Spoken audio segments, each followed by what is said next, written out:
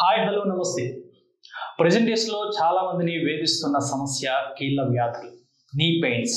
ఈ నీ పెయిన్స్ అనేవి ఒకప్పుడు పెద్దవాళ్ళు చూసేవాళ్ళం, కానీ ఇప్పుడు వయసుతో సంబంధం లేకుండా చిన్నపిల్లల్లో, యంగ్స్టర్స్లో చాలా ఎక్కువగా కనిపిస్తుంది. అసలు కీళ్ళ వ్యాధులు ఇంతలా వేధించడానికి కారణాలు ఏంటి? కీళ్ళ వ్యాధుల్ని ఆయుర్వేదంలో ఏ విధంగా ట్రీట్ చేస్తారు? అసలు ఆయుర్వేదంలో దీనికి సంబంధించి ఏమైనా రెమెడీస్ ఉన్నాయా అనే అంశాలను అడిగి తెలుసుకుందాం. మనతో పాటు ఉన్నారు ఆయుర్వేద వైద్య నిపుణులు డాక్టర్ రఘునాథ్ రెడ్డి గారు. నమస్తే సార్. నమస్తే సార్. అదే కీళ్ళ వ్యాధులు మనం చర్చించుకుంటే, కీళ్ళ వ్యాధులు ఇంతలా వేధించడానికి కారణాలు ఏంటి? కీళ్ళ వ్యాధుల విషయానికి వస్తే మొట్టమొదటిగా మోకాళ్ళ నొప్పులు ఎక్కువగా చెప్పుకోవాల్సి వస్తుంది. ఇది వయసుతో సంబంధం లేకుండా 3 వయసుల వాళ్ళకి వస్తాయి. చిన్న వయసులో వస్తున్నాయి, మధ్య వయసులో, వృద్ధాప్యంలో కూడా వస్తున్నాయి. ఈ కీళ్ళ వ్యాధులు రావడానికి ఉండేటువంటి కారణాలని బేస్ చేసుకొని వాటిని మరలా 3గా విభజించవచ్చు. అవేంటంటే యాక్సిడెంటల్, డిజెనరేటివ్, ఇన్ఫెక్టివ్ అంటారు. అంటే కాళ్ళకి ఏదైనా దెబ్బ తగలడం వల్ల, కింద పడడం వల్ల, యాక్సిడెంట్ అవ్వడం వల్ల వచ్చేటువంటి మోకాళ్ళ నొప్పులు ఉంటాయి.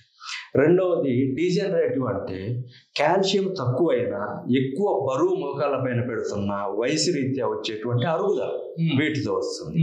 మూడవది ఇన్ఫెక్టివ్ ఏటియాలజీ, అంటే ఇన్ఫెక్షన్ అనేది శరీరంలో ప్రవేశించి మోకాళ్ళ దగ్గరికి పోయి దాని ఎఫెక్ట్ అక్కడ చూపిస్తుంది. వాపులు రావడము, కొంత డ్యామేజ్ జరుగుతుంది అనమాట.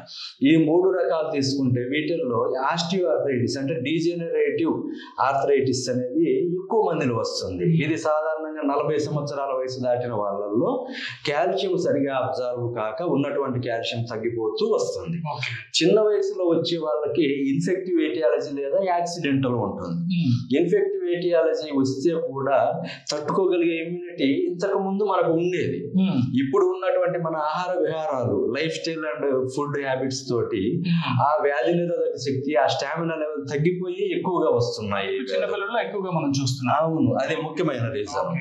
అయితే ఈ ఆహారపు అలవాట్లు అనేవి పూర్వం మనం ఖచ్చితంగా ఉదయం పాలు తాగండి, సాయంత్రం పాలు తాగండి అనే విధానం ఉండేది. ఇప్పుడు అదేమీ లేదు. లేస్తున్నాగానే ఏదో ఒక జంక్ ఫుడ్ తీసుకోవడము, వెళ్ళిపోవడము, స్కూల్కి వెళ్తారు, కాలేజీకి వెళ్తారు, రిటర్న్ వస్తారు. ఆ మధ్యలో కూడా ఏమేమో తింటారు, అవన్నీ ఉపయోగపడేవి ఉండవు. ఇట్లాగా బోన్స్ కి సరైన పోషక విలువలు అందక, కాల్షియం, విటమిన్ డి లాంటివి అందక ఇటువంటి పరిస్థితి వస్తుంది. ఈ లైఫ్ స్టైల్లో ఎండలో ఎక్స్పోజర్ తక్కువ ఉంటుంది. దానివల్ల విటమిన్ D3 తగ్గడం వలన కూడా బోన్స్ కు సంబంధించిన వీక్నెస్ వచ్చి చిన్న వయసులో కూడా జాయింట్ పెయిన్స్ వస్తున్నాయి. సేమ్ రీజన్ తోటి హార్ట్ కి సంబంధించినటువంటి ఇష్యూస్ కూడా వస్తాయి. తర్వాత వీడియోస్ లో చర్చించుకుందాం. అయితే ఈ విధంగా వస్తున్న మోకాళ్ళ నొప్పుల నుంచి మనం తప్పించుకోవాలి అంటే ప్రతి మనిషి కంపల్సరీగా ప్రతిరోజు కనీసం 100 మిల్లీలీటర్ల పాలన్న తాగాలి, లేదా కాల్షియం కి సంబంధించినటువంటి ఆహారం తీసుకోవాలి. మాంసాహారులు కనుకైతే బోన్ సూప్ లో వస్తుంది, శాకాహారులు అయితే ముఖ్యంగా ఈ మిల్క్ లో ఎక్కువ కాల్షియం వస్తుంది, మిగతా ఆకుకూరల్లో కూడా వస్తుంది.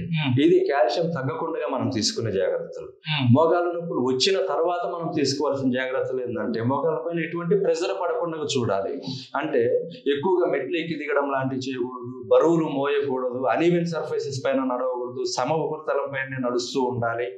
కింద కూర్చోవాల్సి వచ్చినప్పుడు కింద కూర్చునే విధానము నడుము దగ్గర ఉన్నటువంటి బోన్స్, మోకాళ్ళ దగ్గర ఉన్న బోన్స్ కి సమానంగా ప్రెజర్ ఇచ్చే విధంగా కూర్చోవడం, ఇటువంటి జాగ్రత్తలు తీసుకుంటూ ఉండాలి. ఎక్కువగా జాగింగ్, రన్నింగ్ చేయడం వల్ల మనకి మంచి ఎక్సర్సైజ్ అనుకునే వాళ్ళు శరీరం బరువు మోకాళ్ళ మీద పడకుండా ఉండేట్లుగా జాగ్రత్తలు తీసుకోవాలి. అధిక బరువు ఉన్న వాళ్ళు అట్లా చేయాలన్నమాట. ఈ విధమైన జాగ్రత్తలతో మోకాళ్ళ నొప్పులకు సంబంధించి ఇబ్బందుల నుంచి దూరంగా ఉండవచ్చు. సో ఈ దీర్ఘకాలికంగా ఈ మోకాళ్ళ నొప్పులు అనేవి వేధిస్తూ ఉన్నవారు ఎటువంటి ఆహార పదార్థాలు తీసుకోవాలంటారు? ఎటువంటి ఆహార పదార్థాలకి దూరంగా ఉండాలంటారు? నిల్వ ఉంచిన ఆహార పదార్థాలకి అన్నిటికీ దూరంగా ఉండవలసిందే. ఫ్రెష్ గా ఉన్నటువంటి అన్ని ఆకుకూరలు తీసుకోవాలి. ఆకుకూరల్లో ఎక్కువగా అవసరమైన కాల్షియం ఉంటుంది. తప్పనిసరిగా ఉడికించిన గుడ్డు తీసుకోవాలి. గుడ్డుని శాకాహారం అనే ప్రభుత్వం ప్రకటించి ఉంది, అన్నయ్య వాళ్ళు కూడా చెప్పి ఉన్నారు. దాంతోపాటు కాల్షియం కూడా ఎక్కువ ఉండేటువంటి మిల్క్, అవి కూడా ఎక్కువగా తీసుకోవాలి. ఇవి 3 ముఖ్యంగా తీసుకుంటే సరిపోతుంది. దానితో పాటు విటమిన్ D3కి సంబంధించిన టాబ్లెట్ అన్నా తీసుకోవాలి, లేదా ఉదయం 6:30 నుంచి 8 గంటల మధ్యలో ఉన్నటువంటి సూర్యరశ్మిలో 15 నిమిషాల సేపు నిలబడాలి. శరీరానికి సూర్యరశ్మి తగిలే విధముగా నిలబడాలి. కొన్ని రకాల ఆహార పదార్థాల వలన అంటే వాత వచ్చేస్తుందని రకరకాలుగా చెప్తూ ఉంటారు. కొన్ని రకాలు తీసుకోకూడదు అంటారు. ఎటువంటి ఆహార పదార్థాలు తీసుకోకూడదా, అసలు తీసుకోవచ్చు? కీళ్ళ నొప్పులు ఆయుర్వేద వైద్య విధానం ప్రకారం వాతం వలన వచ్చిందనే చెప్తాము. ఈ వాతము అనేది మోకాళ్ళ దగ్గరికి ఎందుకు చేరింది అనేటువంటి కారణాన్ని బట్టి దానికి సంబంధించిన ఆహార విధానాలు ఉంటాయి. ఏదైనా అరుగుదల వచ్చింది దాని వలన వాతం చేరింది, లేదా దెబ్బ తగలడం వల్ల, లేదా ఇన్ఫెక్షన్ వల్ల అని 3 రకాల కారణాలు చెప్పాము కదా. వాటిని బట్టి మన ఆహార విధానం తేడా ఉంటుంది. అరుగుదల వల్ల వచ్చినప్పుడు ఇప్పుడు చెప్పినటువంటి పాలు, గుడ్లు మరియు ఈ బోన్ సూపు లాంటివి, ఆకుకూరలు తీసుకోవడము. అలా కాకుండా దెబ్బ తగలడం వల్ల వచ్చినట్లయితే లాక్ష అనేది లక్క అంటాము కదా, లక్కని మనం తినే ఫామ్ లో తయారు చేసి రెడీమేడ్ టాబ్లెట్స్ గా కూడా ఇస్తున్నారు. వాటిని ఉదయం 1 సాయంత్రం 1 తీసుకోవడం వలన అది సెట్ అవుతుంది. ఇన్ఫెక్షన్ వలన వచ్చినటువంటి ఈ మోకాళ్ళ నొప్పులు చిన్న వయసులో వస్తే కూడా వాటికి సంబంధించి ఆముదము చాలా హెల్ప్ చేస్తున్నాడు. ఆహారంలో ఆముదం, వంట చేసేటప్పుడు ఆముదంతో కూరలు వండుకొని తినడము, లేదా కొబ్బరి నూనెతోటి కూరలు వండుకొని తినడం ద్వారా మోకాళ్ళ నొప్పుల నుంచి విముక్తులు కావచ్చు. వీటితో పాటు కొన్ని రకాల రెమెడీలు కూడా ఉంటాయి, వాటికి కూడా మనం వెళ్ళవచ్చు. ఆయుర్వేదంలో మనం బెస్ట్ రెమెడీగా ఏది సూచిస్తాం మనం ఈ కీళ్ళ నొప్పులకు సంబంధించి? ఆహార విధానంలో తీసుకునే బెస్ట్ రెమెడీ అంటే వెల్లుల్లిపాయలు, గార్లిక్ అంటాము. అది ఏ రూపంలో అయినా తీసుకోవచ్చు. సెమీ బాయిల్డ్ వెల్లుల్లిపాయనే తీసుకోవాలి. పచ్చిగా ఉన్నటువంటి వెల్లుల్లిపాయను కనుక తీసుకున్నట్లయితే గ్యాస్ ప్రాబ్లం వచ్చే అవకాశం ఉంటుంది. పూర్తిగా ఉడికించినట్లయితే దానికి ఉన్న మెడిసినల్ వాల్యూలు పోతాయి. కాబట్టి సగం ఉడికినటువంటి వెల్లుల్లిపాయలని ఒక 4-5 చిన్న పీసెస్ని అన్నంలో మొదటి 2 ముద్దలు అట్లా కలుపుకొని తినవచ్చు.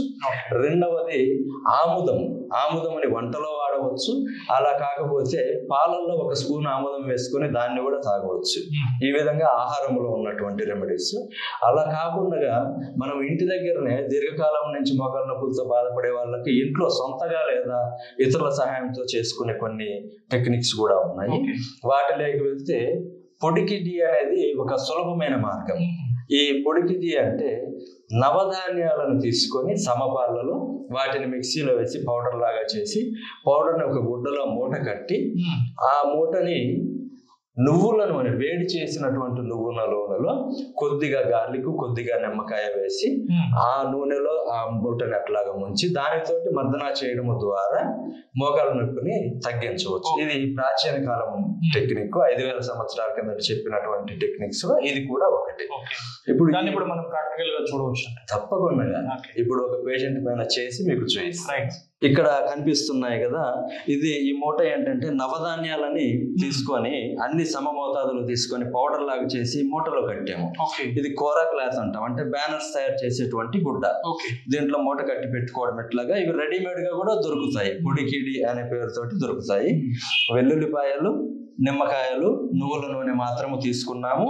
ముందుగా నువ్వుల నూనె కొద్దిగా పోసి సన్నటి సెగలో సిమ్లో కొద్దిగా వేడి చేస్తూ దాంట్లో ముక్కలుగా చేసినటువంటి ఆ నువ్వుల నూనెలో వెల్లుల్లిపాయలు, నిమ్మకాయలు వేసి ఇలా కలుపుతూ వేడి చేయాలి. కొంతసేపటికి వీటిలో ఉన్నటువంటి రసం, వెల్లుల్లిపాయ అండ్ నిమ్మకాయలో ఉన్న రసము నువ్వుల నూనెలోకి వస్తుంది. ఆ తర్వాత దీనిని దీంట్లోకి ఇట్లాగా ముంచుతూ వేడి చెక్ చేస్తూ పేషెంట్ కి ట్రీట్మెంట్ చేస్తాము. అది మీకు ఇప్పుడు ప్రాక్టికల్ గా ఒక పేషెంట్ పైన చూపిస్తాం. ఈ విధంగా తయారు చేసుకున్నటువంటి ఈ నువ్వుల నూనెలో పొడికిని ఈ విధంగా అద్దుతూ వేడి తీసుకోవాలి. అక్కడ ఉన్నటువంటి ఆయిల్ పొడికి టచ్ అవుతుంది, ఆ వేడి కూడా దీనికి వస్తుంది. తర్వాత బయటికి తీసే ముందు ఆ నూనె శరీరం పైన కారకుండా ఈ విధంగా అని చేతి పైన ఇట్లా పెట్టుకొని వేడి చెక్ చేసుకోవాలి. మనం భరించగలిగే వేడి ఉందా లేదా చూడాలి. మోకాలు పైన కాబట్టి మనం ఇటు చూసుకోకపోయినా పర్వాలేదు, అక్కడ నొప్పిని భరించే శక్తి ఉంటుంది. ఈ విధంగా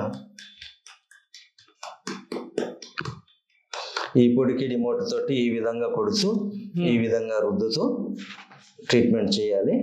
దీని వేడి తగ్గిన వెంటనే మరలా దీంట్లో ఇట్లా తీసుకొని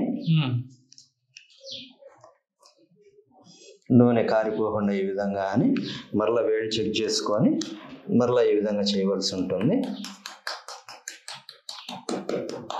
ఇలా చేయడం వలన మోకాల లోపల ఉన్నటువంటి గుజ్జు తగ్గిపోయినా కూడా సైనోవియల్ ఫ్లూయిడ్ అనేది meniscus problems plus tendon ligament problems degenerative problems అన్నిటిలో కూడా ఇది పనిచేస్తుంది. ఈ విధంగా ఈ 5 రకాలటువంటి ప్రాబ్లమ్స్ లో పనిచేసే టెక్నిక్ కేవలం 3 ఉన్నాయి, వాటిల్లో ఇది ఒకటి. సో మనం ఇలా ఎన్ని రోజుల పాటు చేయాల్సి వస్తుందండి? ఇది ప్రతిరోజు 30 నుంచి 40 నిమిషాల వరకు వ్యాధి తీవ్రతను బట్టి వారము లేదా 2 వారాల వరకు చేయవచ్చు. ఓకే. సో ఇప్పుడు ఎన్ని రోజుల్లో మనం రిజల్ట్ అనేది చూడొచ్చు? 3వ రోజు నుంచి రిజల్ట్ తెలుస్తుంది. కొంతమందికి స్వెల్లింగ్ ఉండి ఇక్కడ పక్కన వాపు వస్తుంది, ఫ్లూయిడ్ అక్కడికి జరుగుతుంది. అటువంటి కండిషన్ ఉన్న వాళ్ళకి 3 రోజులు టైం పడుతుంది. కాబట్టి ప్రతి ఒక్కళ్ళకి కూడా 3వ రోజు నుంచి రిజల్ట్ తెలుస్తుందని చెప్తాము. 2 వారాల్లో మంచి రిజల్ట్స్ వస్తుంది. కీళ్ళ నొప్పులకి సంబంధించి మంచి హోమ్ రెమెడీని అయితే చాలా చక్కగా వివరించారు సార్. Thank you.